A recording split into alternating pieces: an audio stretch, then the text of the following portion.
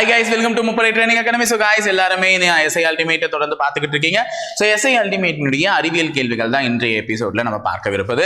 So first questionே பாருங்க, ஈஸியா இருக்கு, சொல்லிடுவேன் ஆன்சர். பட் ஆனா அதை பத்தி நம்ம தெரிஞ்சுக்கலாம் என்ன ஏதுன்னு, அப்பதான் எல்லாருக்குமே புரியும்ல. So which of the following is strong acid and strong base reaction? பின்வருவனவற்றுள் வீரியம் மிகுந்த அமிலம் மற்றும் வீரியம் மிகுந்த கார வினையை தேர்ந்தெடுக்கவும் அப்படின்னு சொல்லியிருக்காங்க. அப்போ நமக்கு pH scale, power of hydrogen ion, இதுதான் நமக்கு கொடுத்திருக்கக்கூடிய ஒரு சொல்யூஷன் வந்து ஆசிடா பேஸான்றதை தீர்மானிக்க போறதே. அப்போ இதனுடைய மதிப்பு வந்து 0ல இருந்து 14 வரையும் இருக்கு.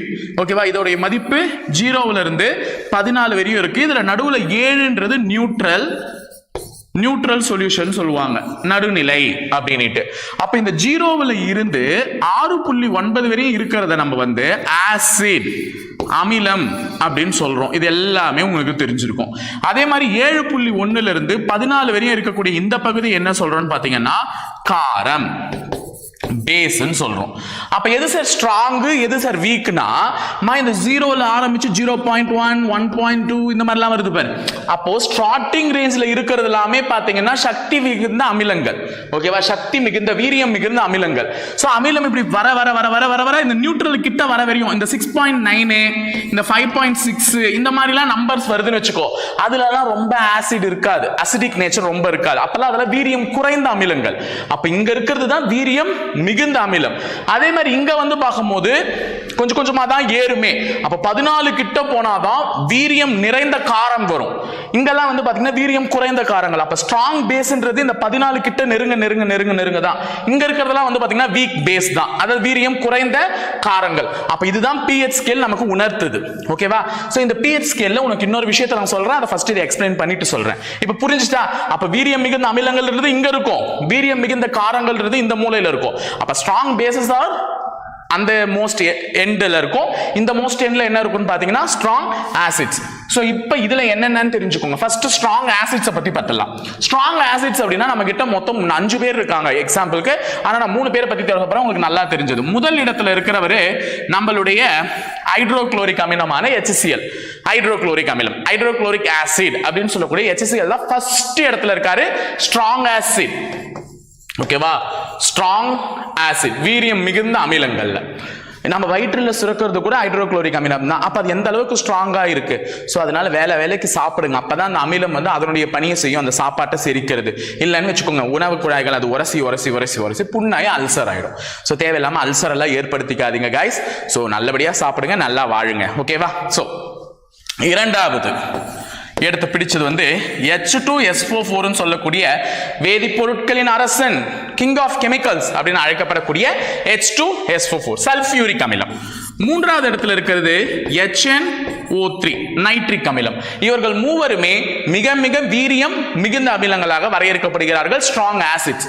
இதே வீக் ஆசிட் படிக்கணும்ல, எப்படி ஸ்ட்ராங் ஆசிட் பத்தி படிச்சியோ அதே மாதிரி வீக் ஆசிட் பத்தி படிக்கணும். இந்த இடத்துல இருக்காரு பாருங்க, எழுதியே வச்சிருக்கேன், HCOOH இங்க இருக்காருல்ல, இவர் வந்து ஒரு வீக் ஆசிட். யாருன்னு பாத்தீங்கன்னா இவர் தான் ஃபார்மிக் அமிலம், ஃபார்மிக் ஆசிட். இவர் தான் ஃபார்மிக் அமிலம், ஃபார்மிக் ஆசிட்.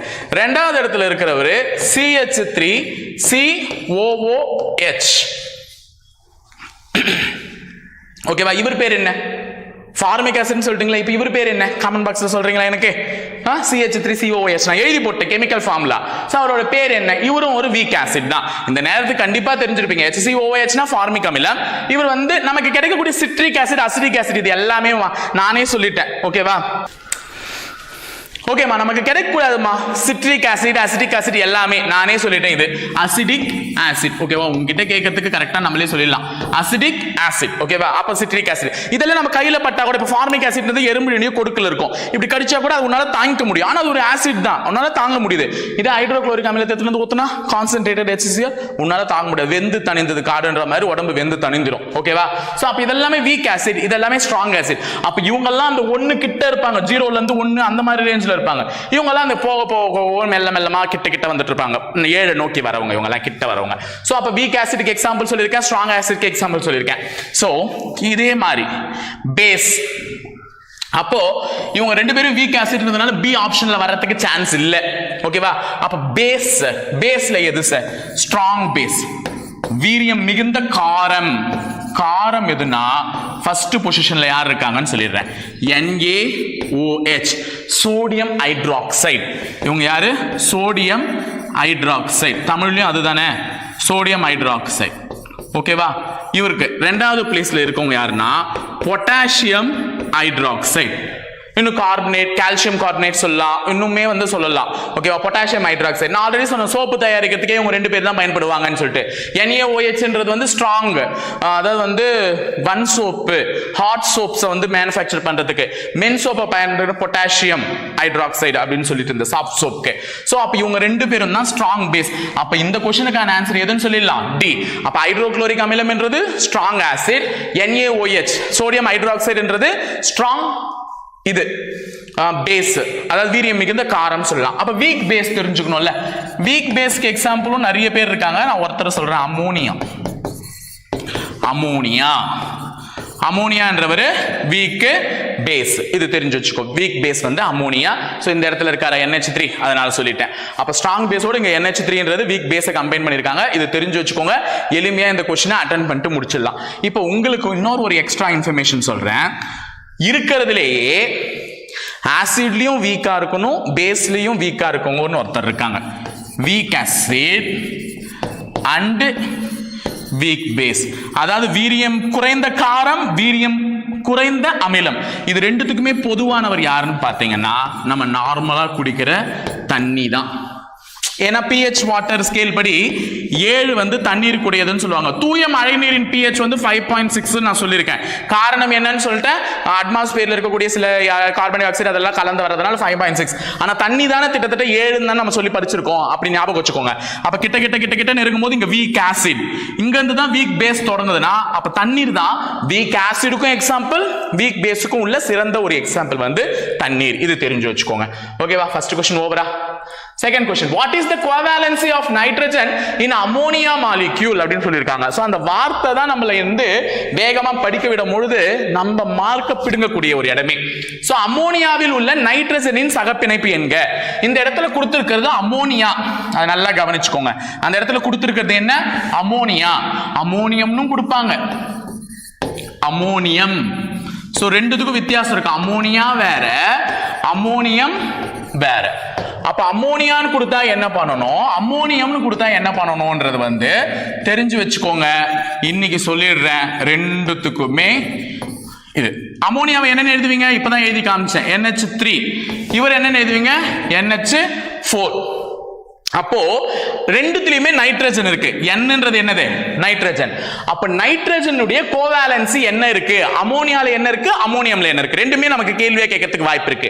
அப்ப அமோனியால என்ன இருக்கு, அமோனியத்துல என்ன இருக்கு? சோ கோவாலன்சினா என்னன்னா சகப்பிணைப்பு. தன்னோட எத்தனை ஹைட்ரஜன் அணுக்களை வந்து அது பிணைச்சிருக்கு. சகப்பிணைப்புனா பிணைத்து கொண்டு இருக்கிறது, பிடிச்சிட்டு இருக்கிறது.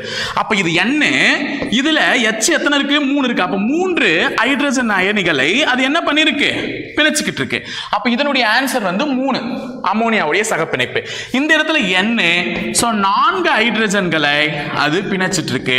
சோ இந்த இடத்துக்கு இந்த क्वेश्चन கேட்டாங்கன்னா ஆன்சர் என்ன? 4. அப்ப இங்க இருக்கிறது தான் ஆன்சரே. அப்ப அமோனியால சகப்பிணைப்பு என்ன? நைட்ரஜனுடைய சகப்பிணைப்பு 3, அமோனியத்துல என்னன்னு கேட்டா 4. ரெண்டுமே கரெக்டா சொல்லிடுவியா? சோ இதுக்கப்புறம் நம்ம போக வேண்டியது மூன்றாவது கேள்வி. மூன்றாவது கேள்வி ஒரு பெரிய கேள்வியா இருக்கு, ஆனா ஆன்சர் சப்பையா இருக்கும்னு நினைக்கிறேன். ஓகேவா? According to modern atomic theory, which of the following statement is wrong? So நவீன அணுக்கொள்கையை பொறுத்தவரை பின்வரும் கூற்றுகளில் எக்கூற்று தவறானதுன்னு கேட்டிருக்காங்க. அப்ப கூற்றுகள்ல எந்த கூற்று தவறுன்னு கேட்டிருக்காங்க? எதை பேஸ் பண்ணி?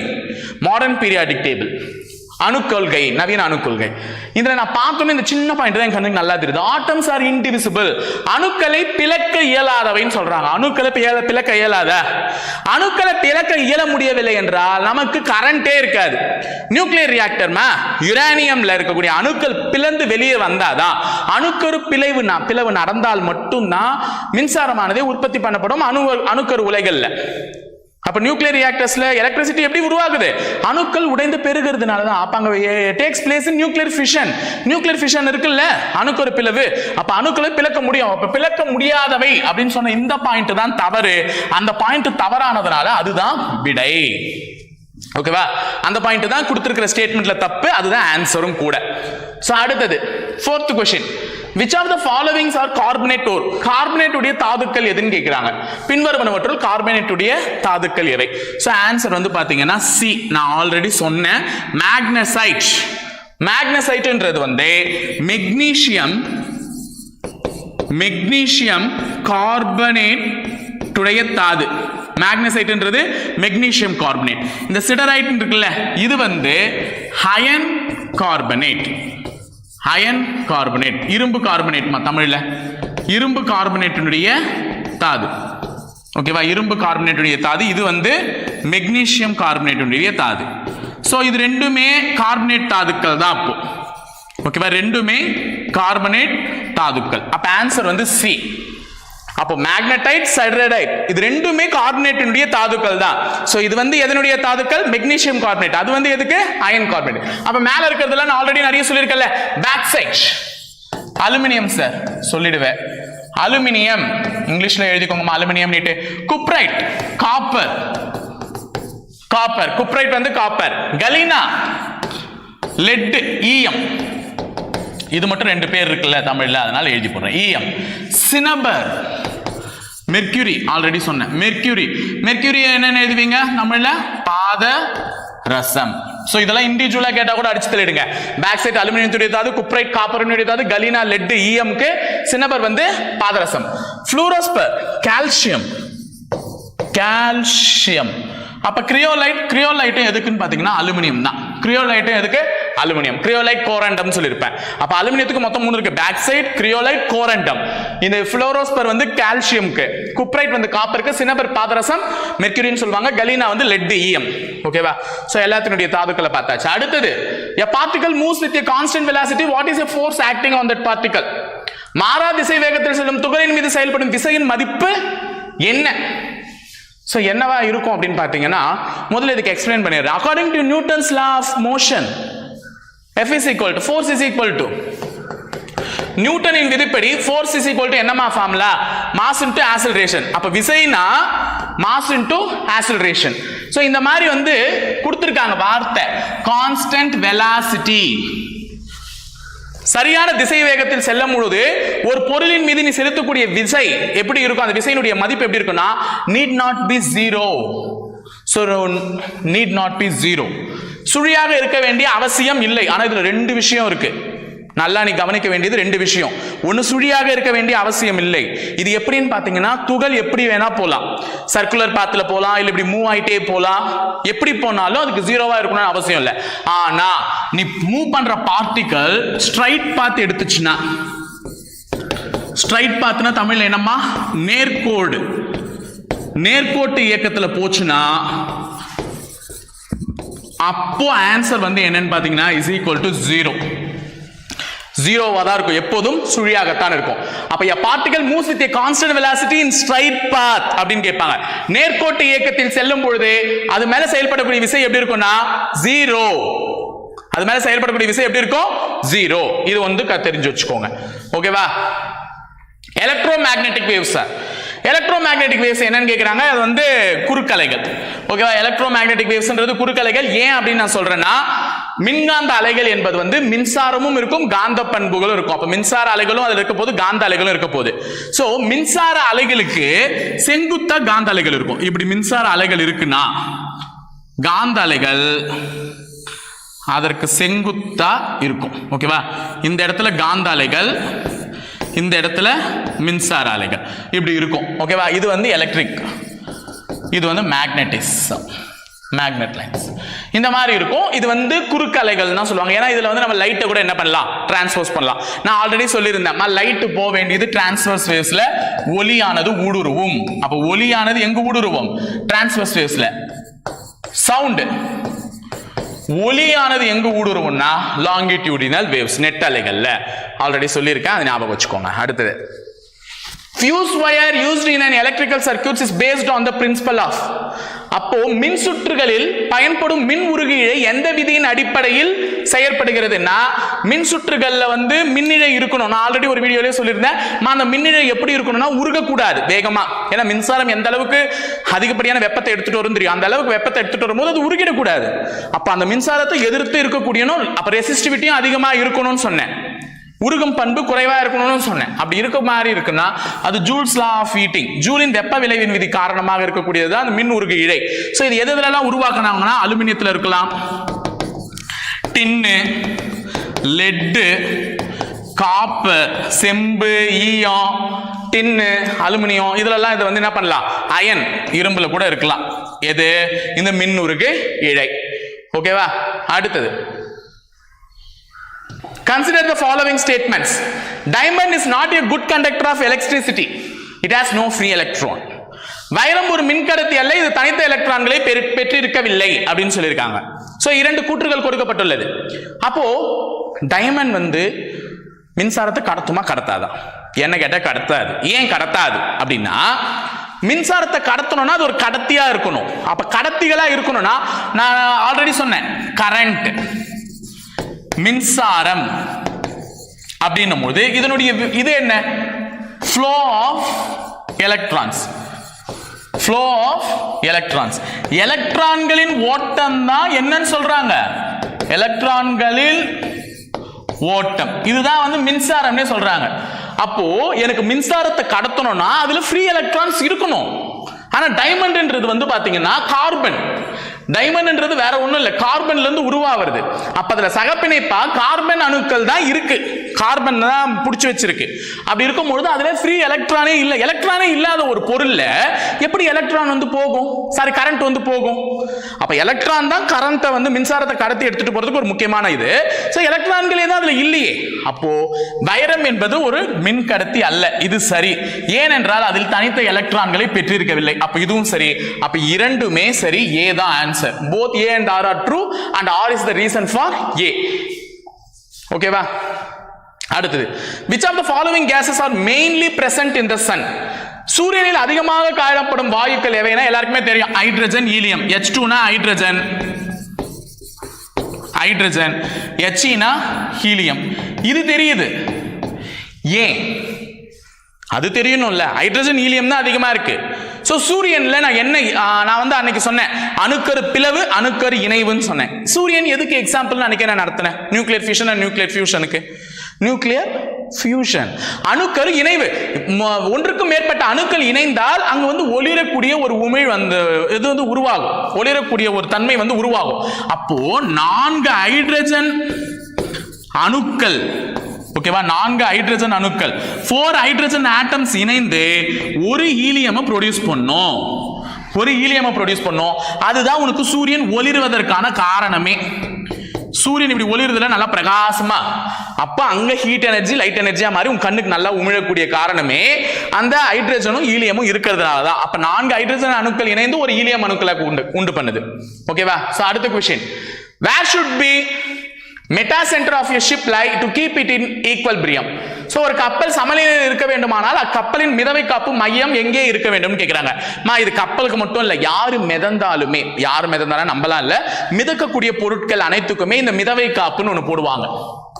மிதவை காப்பு, மெட்டா சென்டர். இது எப்படி இருக்கணும்னா, புவி ஈர்ப்பு மையம் இருக்குல்ல, அந்த ஈர்ப்பு மையத்திற்கு மேல இருக்கணும். ஓகேவா? above the center of gravity. புவி ஈர்ப்பு மையத்துக்கு மேல இருந்தா மட்டும்தான் அந்த கப்பலை இப்படி கவுர விடாம, இப்படி ஒரு கப்பல் இருக்குன்னு வச்சுக்கோங்க, இந்த இங்க வந்து கனெக்ட் பண்ணிருப்பாங்க, அந்த புவி ஈர்ப்பு மையத்துக்கு மேல இருக்கணும். அப்பதான் கப்பல் ஆடாம சமநிலையில இப்படி இப்படி ஆடாம இருக்கும். ஓகேவா? அதனால அது புவி ஈர்ப்பு மையத்துக்கு மேல கட்டி இருக்கணும். 11வது கேள்வி, which of the following is disinfectant? Disinfectant கீழ்கண்டவற்றுள் கிருமி நாசினி எதுனா, சோ DDT. சோ DDT தான் கீழ்கண்டவற்றுள் கிருமி நாசினி. DDT னா என்ன எக்ஸ்பான்ஷன் கூட கேட்டிருக்காங்க, என்னன்னு சொல்லுவீங்க? டைக்ளோரோ டைஎத்தில் ட்ரைக்ளோரோ ஈத்தேன் அப்படின்னு சொல்லிட்டு இதோட விரிவாக்கம் சொல்லுவீங்க. டைக்ளோரோ டைஎத்தில் ட்ரைக்ளோரோ ஈத்தேன் தான் வந்து டிடியினுடைய விரிவாக்கம். அது வந்து ஒரு கிருமி நாசினியா செயல்படுது. எப்படின்னு பாத்தீங்கன்னா, மைக்ரோ ஆர்கனிசம் நுண்ணுயிர்களை கொல்வதற்கு தான் அது வந்து கிருமியா செயல்படுது, நுண்ணுயிர்களை கொல்லும். ஆனா உயிருள்ளவர்கள் மேல அதை பயன்படுத்தக்கூடாது. என்பிகேனா நைட்ரஜன் பொட்டாசியம் பாஸ்பரஸ், இது சொல்லுவீங்க. இது குளோரோ ஃப்ளோரோ கார்பன். ஏபிடினா amino benzo triazole amino benzo triazole. இதுதான் ஏபிடி. இதுக்கும் விரிவாக்கம் தெரிஞ்சுக்கணும். நாளை பின்ன எது வேணா இருக்கலாம். அப்ப டிடிடினா dichloro triethyl trichloro ethane. Amino benzo ட்ரையசோல்னா ஏபிடி. என்பிகேனா நைட்ரஜன் பொட்டாசியம் பாஸ்பரஸ் குளோரோஃப்ளோரோகார்பன். ஓகேவா? இதுல எது கிருமி நாசினி? டிடிடி. அடுத்தது which of the following statement will be the most suitable for KMNO4? இந்த KMNO4 னா என்ன? முதல்ல கீழ்க்கண்ட வாக்கியங்களில் KMNO4 என்பது மிக பொருத்தமானது எதுனா பொட்டாசியம் பெர்மாங்கனேட். இந்த KMNO4 னா என்னன்னா பொட்டாசியம் பெர்மாங்கனேட். தமிழ்ல பொட்டாசியம் பெர்மாங்கனேட் அப்படின்னு சொல்லக்கூடிய இந்த KMNO4 ஒரு சிறந்த ஒடு ஆக்சிஜனேற்ற காரணியாக செயல்படுகிறது. வலிமையான ஆக்சிஜனேற்ற காரணி. ஆக்சிஜனேற்றத்துக்கு ஆல்ரெடி நான் சொல்லிட்டேன், to gain R losing electrons சொல்லிட்டேன். சோ இதுக்கு வந்து ஒரு சிறந்த ஆக்சிஜனேற்ற காரணி. இந்த பழம் வெஜிடபிள்ஸ்லாம் கழுவுறதுக்கு வந்து இந்த பொட்டாசியம் பெர்மாங்கனேட்டை தான் பயன்படுத்துவாங்க, கழுவி வைக்கிறதுக்கு. ஓகேவா? KMNO4 அலசி காய வைக்கிறதுக்கு. அடுத்தது what is the audible range of sound for human ear? எல்லாருமே அடிச்சு தள்ளிட்டு சொல்லிட்டு போயிட்டே இருப்பேன். ஸோ ஆன்சர் வந்து 20 இருந்து 20,000 கிலோஹெர்ட்ஸ். மனிதனின் காதுகளால் உணரப்படும் ஒலியின் அதிர்வெண்ணின் மதிப்பு என்ன? ஸோ 20 to 20 கிலோஹெர்ட்ஸ் கூட சொல்லலாம். ஓகேவா? அடுத்த question easy. which of the following compounds is called baking soda? Baking soda கீழ்கண்ட சேர்மத்தில் நொதி உப்பு. அப்ப பேக்கிங் சோடாவை வந்து தமிழ்ல நொதி உப்புன்னு கூட சொல்லலாம், இல்லனா என்ன சோடா? சமையல் சோடான்னு கூட சொல்லலாம். ஓகேவா? சமையல் சோடா. சோ இதுக்கான வேதி பெயர் என்னன்னு கேக்குறாங்க. எல்லாரும் சொல்லிட்டு இருப்பீங்க சோடியம் பைகார்பனேட். அப்ப சோடியம் கார்பனேட்னா என்னன்னா சலவை சோடா, வாஷிங் சோடா. ஓகேவா? இதெல்லாம் டிஃபால்ட்டா நிறைய பார்த்துட்ட கொஸ்டின் தான். அடுத்தது 15. which of the following is used as anesthesia? கீழ்கண்டவற்றில் மயக்க மருந்தாக பயன் தருவது எது? குளோரோஃபார்ம். குளோரோஃபார்ம் போட்டிங்களா மயக்க மருந்துக்கு? CHCl3. அது மட்டும் இல்லாம இன்னொன்னையும் மயக்க மருந்தா மெடிக்கல் ஃபீல்ட்ல பயன்படுத்துவாங்கன்னு சொல்லி ஆல்ரெடி ஒரு வீடியோல சொல்லியிருந்தேன். என்னன்னு பாத்தீங்கன்னா நைட்ரஸ் ஆக்சைடு N2O. அப்ப நைட்ரஸ் ஆக்சைடும் மயக்க மருந்து அனஸ்தீசியாவா தான் பயன்படுது மெடிக்கல் ஃபீல்ட்ல. இன் கேஸ் ஒரிஜினல் மயக்க மருந்து எதுன்னு பாத்தீங்கன்னா குளோரோஃபார்ம் தான். CHCl3 அதனுடைய மூலக்கூறு வாய்ப்பாடு கெமிக்கல் ஃபார்முலாவோட சொல்லியிருக்கேன் CHCl3 ன்ட்டு குளோரோஃபார்ம். இப்ப மத்தது கார்பன் டை ஆக்சைடு விட்டுருங்க, அது எல்லாருக்குமே தெரியும். அந்த உலர் பனிக்கட்டின்னு சொல்லாத, அதே நேரத்தில் வந்து ஃபயர் எக்ஸ்டிங்யூஷர்ஸ்ல பயன்படுத்துவாங்கன்ட்டு. இப்ப C2H4 எத்திலீன் இருக்குல்ல, இந்த எத்திலீன் எதுக்கு பயன்படுத்துவாங்கன்னா ripening of fruits. Ripening of fruits என்ன சார் அது ரைப்பனிங் அப்படின்னா பழங்களை பழுக்க வைக்க பயன்படுகிறது. பழங்களை பழுக்க வைக்க பயன்படுகிறது எது? இந்த எத்திலீன். பழங்கள் எல்லாம் இந்த மாம்பழ சீசன் தான் இப்ப வரப்போகுது. உடனே என்ன பண்ணுவாங்க? ஏய் நேத்து போட்ட பழம் இன்னைக்கு பிறகு பழுத்துச்சு, எத்திலீன் போட்டிருக்காங்கப்பா. எத்திலீன் போட்டிருந்தா பழுத்துரும். இந்த மாதிரி கெமிக்கலுக்கு நம்ம அடாப்ட் ஆக முடியுமா? நம்மளா அந்த பழத்தை வாங்கினது வச்சு வைக்க பொருட்களை வச்சு நல்லா ஹீட்ல அது வந்து கும்மு கும்னு பழுத்தாதான் நல்லா டேஸ்டாகவும் இருக்கும். ஸோ எத்திலீன் போட்டு பழுக்க வைக்கிற பழம் உடம்புக்கு நல்லது கிடையாது. ஸோ அமோனியா நார்மலா சாயம் நிறங்காட்டிகள்ல டைஸ்ல பயன்படுத்துறாங்க.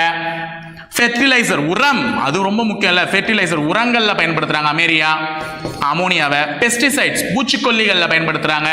சோ இந்த மாதிரி அமோனியாவின் பயன்கள் இந்த இடத்துல எல்லாம் இருக்கு. அடுத்தது மேட்ச் தி ஃபாலோவிங் தான் கொடுத்திருக்காங்க. சூப்பர்மா. சயின்டிஸ்ட் பேரை கொடுத்திருக்காங்க. நியூட்டன். எனக்கு மேரி கியூரி அம்மையார், இவங்களுக்கு எனக்கு நல்லா பழக்கம். ஏன்னா எனக்கு என்னுடைய டேட் ஆஃப் பர்த்தோட பழக்க முடியவர்கள் அவர்கள். அதனால சோ மேரி கியூரி அம்மையார் வந்து பாத்தீங்கன்னா ரேடியோ ஆக்டிவிட்டி. அப்ப மேரி கியூரி அவர்கள் வந்து கதிரியக்கத்தோட சம்பந்தப்பட்டிருக்காங்க. அப்ப சிக்கு 2 இடத்துல 1 இருக்குமா? ஓகேவா? சோ அடுத்தது கெப்லர் வந்து லா ஆஃப் பிளானட்டரி மோஷன், கோள்களின் இயக்க விதியோட சம்பந்தப்பட்டவர். அப்ப டிக்கு 2 இங்க தான் இருக்கு.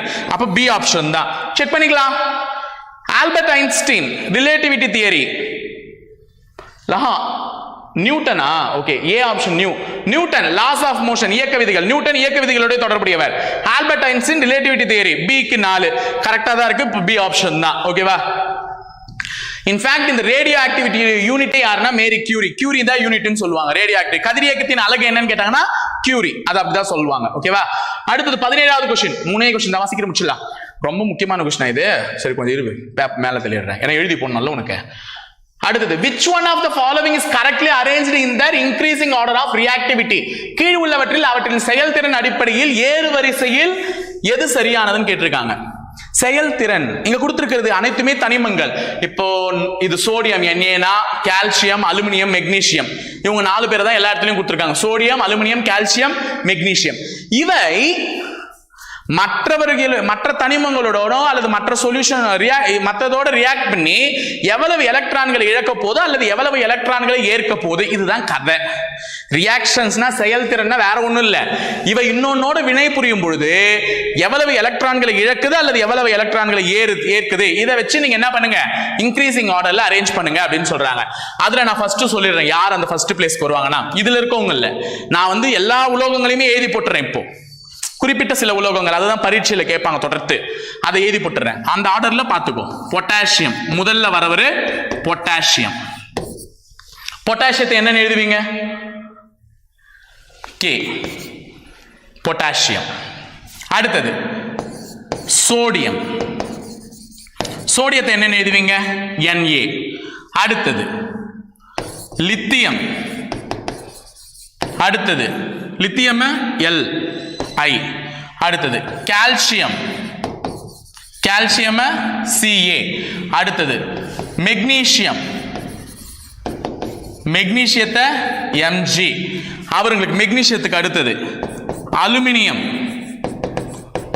அலுமினியத்தை என்னன்னு எழுதுவாங்கம்மா? Al. அடுத்தது ஜிங்க்.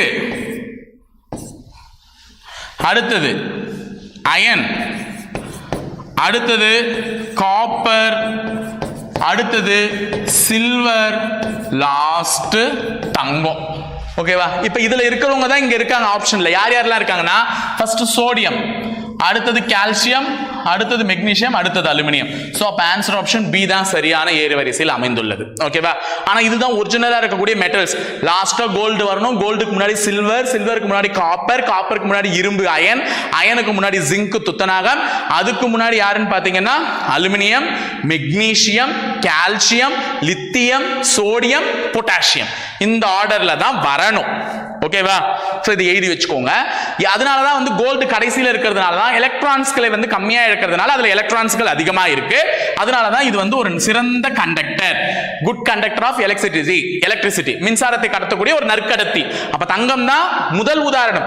சில்வரும் தங்கமும் ரெண்டுமே ஆப்ஷன்ல கொடுத்திருந்தாலும் தங்கம் தான் சிறந்த நற்கடத்திக்கு உதாரணம். அதற்கு அடுத்தது தான் சில்வர், அதுக்கு அடுத்தது காப்பர், அயன், ஜிங்க், அலுமினியம் வரும். ஓகேவா? புரியுதா? இதுதான் எல்லாமே ஒண்ணுத்தோட ஒண்ணு தொடர்புல இருக்கு. 18வது கேள்வி, which of the following is correctly matched? எது சரியான இணைன்னு கேட்டிருக்காங்க. ஆப்பிள் ஆக்சாலிக் அமிலமா இருக்கு? இல்ல. ஆக்சாலிக் அமிலம், ஆக்சாலிக் ஆசிட் எதுல இருக்கு? தக்காளி, டொமேட்டோ. அப்ப இது தப்பு. வினிகர்ல அசிட்டிக் ஆசிட், இது சரி. அப்போ ஆன்சர் 2 மட்டும் தான் சரி. கிரேப்ல மேலிக் ஆசிடா இருக்கு? மேலிக் ஆசிட் ஆப்பிள்ல இருக்கு. அப்ப கிரேப்ஸ்ல எதுமா இருக்கு? டார்டாரிக் அமிலம். ஓகே. டொமேட்டோல ஆக்சாலிக் அமிலம், தக்காளில ஆக்சாலிக் அமிலம். அப்ப சிட்ரிக் ஆசிட் வந்து எதுல இருக்கு? லெமன், ஆரஞ்சு, எது வேணா சொல்லலாம். அடுத்தது 19வது கேள்வி. When a car is moving on a circular track, the centripetal force is given by between the road and the tires. வளைவு பாதையில் கார் ஒன்று திரும்பும் போது டயருக்கும் சாலைக்கும் இடையே உள்ள டேஷ் மைய நோக்கு விசையை ஏற்படுத்தும். இடையே உள்ள உராய்வு விசை. ஏன்னா இப்படி அந்த காரை திருப்புறன்னு வச்சுக்கோ, அப்ப டயரும் ரோட்ல போய் டயர் என்ன ஆயிடும்? நல்லா உராயும். அதுதான் சென்ட்ரிபிட்டல் ஃபோர்ஸை வந்து உருவாக்குமே. அப்ப உராய்வு விசை தான் சென்ட்ரிபிட்டல் ஃபோர்ஸ்னா முதல்ல என்னன்னு தெரிஞ்சுக்கோ. ஒரு பொருள் வட்ட இயக்கத்துல செயல்படுதுன்னா அதுதான் சென்ட்ரிபிட்டல் ஃபோர்ஸ். வட்ட இயக்கத்தை உருவாக்குதுன்னா அதுதான் சென்ட்ரிபிட்டல் ஃபோர்ஸ். சென்ட்ரிஃபியூகல். அப்ப மைய நோக்கு விசைனா இது. மைய விலக்கு விசைனா மையத்துல இருந்து விலக்கணும். அப்ப சுத்திக்கிட்டு இருக்கக்கூடிய ஒரு பொருள்ல மையத்துல வர்றதை வந்து விலக்கும். அந்த வாஷிங் மிஷின். அப்ப துணி சுத்தி இங்க வரும், வாஷிங் மிஷின் உடனே விலக்கும். வரும் விலக்கும், வரும் விலக்கும். இது மைய விலக்கு விசை, centripetal force. Sorry, centrifugal force. இங்க கேட்டிருக்கிறது சென்ட்ரிபெட்டல் ஃபோர்ஸ். அப்ப இது வந்து ஒரு பொருளை வளைவு வட்ட திசையில இயக்கத்துல உருவாக்குறதுனால அது சென்ட்ரிபிட்டல் ஃபோர்ஸ். அப்ப காரை வந்து சர்றன்னு நான் இப்படி திருப்புறேன்னா அப்ப டயருக்கும் சாலைக்கும் என்ன இருக்கு? உராய்வு விசை. உராய்ஞ்சிட்டு போகுது. அப்ப அது உராய்வு விசை, ஃப்ரிக்ஷனல் ஃபோர்ஸ்னு சொல்லிட்டாங்க. ஓகேவா?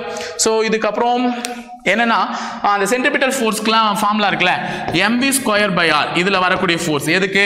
மைய நோக்கு விசைக்கு. இது மைய விலக்கு விசைன்னு கேட்கிறாங்களா, சென்ட்ரிஃபியூகல். அதுக்கு இதே தான், -mv²/r. -mv²/r. அவ்வளவுதான் ரெண்டுத்துக்கும் உள்ள வித்தியாசம். Last and final question, 20th question. Electromagnets are made up of soft iron because of soft iron as. மின்காந்தங்கள் தேனிரும்பு கொண்டு உருவாக்கப்படுகின்றன ஏனெனில் தேனிரும்பானது டேஷை கொண்டுள்ளது என்றால் high susceptibility and low retentivity.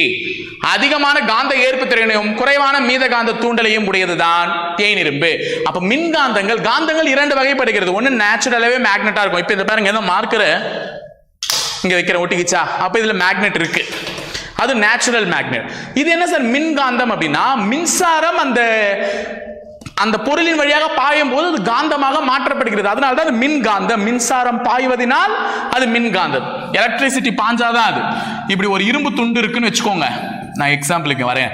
இது ஒரு இரும்பு துண்டு. இந்த இரும்பு துண்டை சுத்தி இப்படி ஒரு இதை உருவாக்கி இருப்பாங்க, ஒரு கோர் வைண்டிங், ஓகேவா, ஒரு கம்பி சுருளை சுத்தி வச்சிருப்பாங்க. இப்ப இதுல நான் மின்சாரத்தை கொடுக்கும் பொழுது பாசிட்டிவ் கனெக்ஷன் நெகட்டிவ் கனெக்ஷன் கொடுக்கும்போது மின்சாரம் இது வழியா போய் இது வழியா வரும்.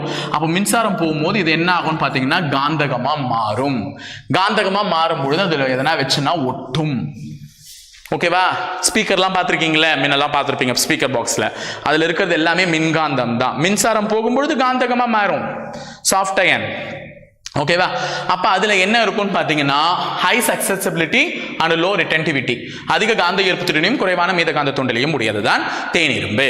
ஓகேவா, இது எதுலெல்லாம் உருவாக்கலாம்னு பாத்தீங்கன்னா அயன் இருக்கலாம், சாஃப்ட் அயன்ல வேற என்ன ஃபெரைட் மெட்டீரியல்மா, அது எது வேணா இருக்கலாம். ஸோ அது பார்த்து வச்சுக்கோங்க கைஸ். இது ஓரளவுக்கு இன்னைக்கு சயின்ஸ் கிளாஸ் இன்ட்ரெஸ்ட்டாக போயிருக்கும் நம்புறேன். எல்லா கொஸ்டின்ஸுமே ஈஸியாக தான் இருந்துச்சு, நல்லபடியாக எக்ஸ்பிளைனும் பண்ணி முடிச்சிட்டோம், எல்லாமே புரிஞ்சிருக்கணும் நம்புறேன். ஸோ இதே மாதிரி உங்களுடைய சப்போர்ட்ஸை தொடர்ந்து கொடுக்கும்போது உங்களுக்கு நாங்கள் எங்கள் பக்கத்தில் இருந்து நிறைய விஷயங்களை சொல்ல கடமைப்பட்டிருக்கோம். ஓகேங்களா, ஸோ இணைந்திருங்கள் காவலர்களை தொடர்ந்து பயணிப்போம் முப்படை பயிற்சி மையத்துடன். நன்றி, வணக்கம்.